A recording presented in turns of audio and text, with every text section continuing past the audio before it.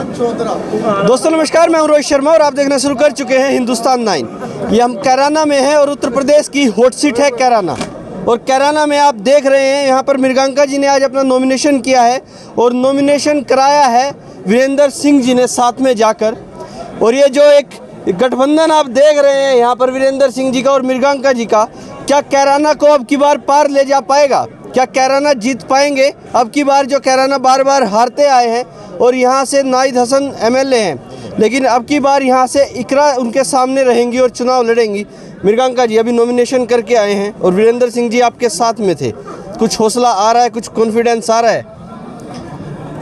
मेरे भाई साहब का मुझ पे सदैव आशीर्वाद रहा है और आने वाले चुनाव में भी मुझे जो ये अवसर मिला है, ये भाई साहब की और पार्टी नेतृत्व की कृपा से मिला है।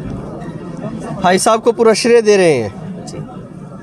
क्या लग रहा है जिस तरह का चुनाव है, कहीं ना कहीं यहाँ पर पहले भी मैं आपसे ये बात कर चुका हूँ, दोबारा फिर से दोहराना चाहता हूँ, जो राम को लाए थे हम उनको लाएंगे, वही बात आप कही थी। लेकिन हम बाहर गए थे लोगों ने, तो इस बात का कई लोगों ने ऐसा भी कहा कि मृगांका जी कह रही हैं जो राम को लाए थे हम उनको लाएंगे, तो क्या एक तरफा वोट चाहिए? क्या इस तरह का कुछ है क्या?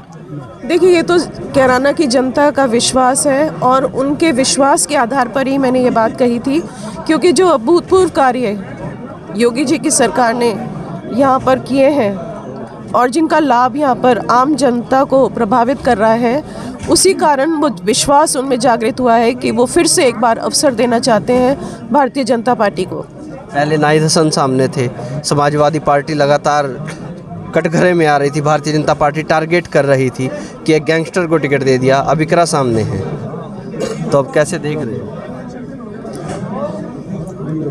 चुनाव की परिस्थितियाँ हमेशा जटिल ही रहती हैं और दिलचस्प मुकाबला आपको देखने को मिलेगा। वीरेंद्र जी आप कैसे देख रहे हैं?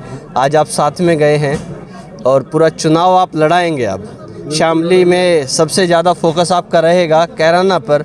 देखिए, पार्टी ने जिम्मेदारी तो सारी दी होंगी, लेकिन पर्सनली जितना मैं जानता हूँ अब कैराना पे आपका ज़्यादा फोकस रहेगा। यहाँ पर बहन को चुनाव जिताना चाहेंगे, कितना टफ देख रहे हैं मुकाबला यहाँ पर कैराना में? क्योंकि पार्टी ने भी जिम्मेदारी दी है हमें और हम लोग आज नॉमिनेशन किया है। पहले भी 3-4 दिन पहले भी हम लोग क्षेत्र में बुलाया, संपर्क किया।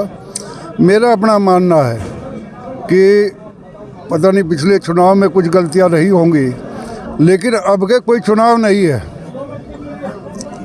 जनता वो बात समझ गई। 5 साल क्षेत्र के लिए जो दुर्भाग्य के 5 साल रहे हैं, आज मैं कल भी घूमा, परसों भी क्षेत्र के अंदर बात करी, लोगों के अंदर बाबूजी की स्मृति है। और इस बार मैं समझता हूँ सब वचनबद्ध है कि हम ऐसे खराब प्रतिनिधित्व को, जिसने जहाँ बाबूजी का नाम था पूरे प्रदेश के अंदर, कैराना विधानसभा में ऐसा योग्य व्यक्ति है और आज विधानसभा के अंदर 403 एमएलए में कैराना से खराब प्रतिनिधि कहीं का नहीं है उत्तर प्रदेश के अंदर। तो ये लोगों की समझ में भी बात आ गई, हमारी भी जिम्मेदारी है और मेरा अपना मानना है, छोटी बहन को निश्चित रूप से विधानसभा के अंदर लेकर जाएंगे। निश्चित रूप से जिताएंगे? निश्चित का भी निश्चित लेकर जाएगा। वीरेंद्र जी इतना आसान, जितने आसान तरीके से आपने ये बात बड़े शांति प्रिय तरीके से आपने बोल दी है, इतना आसान लग रहा है क्या कैराना? क्योंकि हम भी कैराना में घूम रहे हैं, कैराना बहुत टफ है। कैराना आप भी घूमे हैं, लेकिन मैं कह रहा हूँ जो गलतियाँ पहली बार हुई है, देखिए 2 चीज़ है, बाबूजी की स्मृति है, हमारी बहन योग्य है, तीसरा जो कैराना का प्रतिनिधित्व 5 साल में जो प्रदेश के अंदर कैराना में छवि खराब हुई है, असर तो सब पे पड़ा है कि किसी ने वोट दिया नहीं दी। तो क्या क्षेत्र की जनता ये नहीं समझती कि हम ऐसे प्रतिनिधि को विधानसभा के अंदर भेजें जहां हमें नाड़ नीचे कैराना के कहाँ के कैराना के और नाड़ नीचे करके चलना पड़े? कोई नहीं चाहता ऐसे प्रतिनिधि को विधानसभा के अंदर भेजना। तो मैंने देखा ठीक है चुनाव है, लेकिन निश्चित रूप से मुझे तो कोई शंका नज़र नहीं आ रही। मेरी भी बात हुई, अभी आप यहाँ भी बैठे थे और ऐसा नहीं कोई अपरिचित हूँ क्षेत्र से, मुझे कोई 1% भी शंका नहीं है और अपना विश्वास भी है। मेहनत करेंगे, अगर कहीं होगी निश्चित रूप से विधानसभा के अंदर लेके जाएंगे। अभी मैं देख रहा था आजम खान के बेटे बाहर आए, अखिलेश जी साथ बैठे थे, उनके प्रेस कॉन्फ्रेंस कर रहे थे, कह रहे आपकी पार्टी झूठे मुकदमे लगवा रही है। ऐसे नाहिद हसन पर भी झूठे मुकदमे लगवा दिए, वो भी कह कर गए जाते जाते जेल। बोलते ये सारे झूठे मुकदमे लगवाए हैं और मैं डरूंगा नहीं और मैं रोऊंगा भी नहीं। उनके पास कहने के अलावा चारा क्या है? क्या वो यूनिवर्सिटी सबको नहीं दिखती? यहाँ जो भैया है, जो पलायन भैया है और जो भी गुंडागर्दी रही है, कौन है परिचित है इस बात से? किसने मुकदमा लगाया? ये गुंडा जो हुआ सब कुछ वो तो कोर्ट में भी आ जाएगा, लेकिन आम आदमी जनता की जो आवाज़ है वो सबको पता है किस पे गलत लगे, किस पे सोच लगे है। अगर मेरे पे झूठे लगे, मैं कैसे कह दूँगा कि मेरे पे सही लगे? किसी चोर ने आज तक कहा क्या कि मैंने चोरी की है? तो इसलिए आजम खां का लड़का हो, चाहे नाहिद हसन हो, चाहे उनकी बहन हो, कोई इस बात को जुर्म करने के बाद कभी ये नहीं कहता कि मैंने जुर्म किया है। अच्छा, एक आखिरी सवाल मैं आपसे करना चाहूँगा। मैं पिछले 4-5 दिन से जब से टिकट हुए हैं, भाजपा के कुछ नेताओं के मैंने इंटरव्यू किए हैं। मैंने आपसे भी बात की थी जनविश्वास यात्रा में, आपने मथुरा की बात की थी, मृगांका जी ने जो राम को लाए हैं उनकी बात की थी। अनिल चौहान कहते हैं भाजपा है मंदिर ही बनाएगी, क्या मस्जिद बनाएगी। सुरेश राणा जी कहते हैं कि चलिए भैया हम 2013 के दंगों की बात करते हैं। संगीत सोम जी से मैं बात कर रहा था, वो कहते हैं अधिकतर मुस्लिम गुंडागर्दी करते हैं। और कल उमेश मलिक भी बोल गए सब टोपी वाले बदमाश होते हैं। कहाँ जा रहा है चुनाव को किस धारा में लेके जा रही है भारतीय जनता पार्टी? कोई गाइडलाइन मिली है क्या पार्टी से कि इस तरह की बातें बोलनी है? कोई गाइडलाइन नहीं मिली।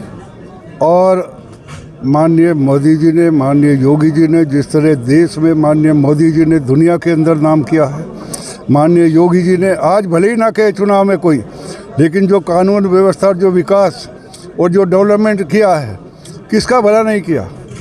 प्रधानमंत्री आवास किसके नहीं बिना भेदभाव के सब समाज के बने हैं, चाहे मुस्लिम हो चाहे हिंदू हो।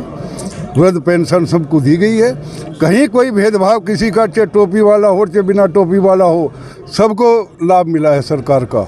इसलिए ये तो आज चुनाव में कोई कुछ कहेगा, लेकिन हमारा उद्देश्य है, जो पार्टी ने मुझे जिम्मेदारी दी है, 8-10 विधानसभा की जिम्मेदारी है मेरी, और उनमें कैराना पहला है। मैं अपनी जिम्मेदारी को पूर्ण रूप से निभाऊंगा। अगर 1 मिनट का टाइम हो तो एक सवाल और ध्यान आ गया मेरे।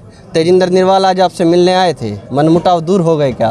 प्रमुख साहब भी यहीं खड़े हैं। प्रमुख साहब, आपके चुनाव हुआ था, इधर वीरेंद्र सिंह जी थे, उधर तेजिंदर निर्वाल जी थे, पूरे जोर लगा दिए थे। आज क्या हुआ है थोड़ा सा बता दीजिएगा। राजनीति में कोई मनमुटाव नहीं हुआ करता, परिस्थिति होती है।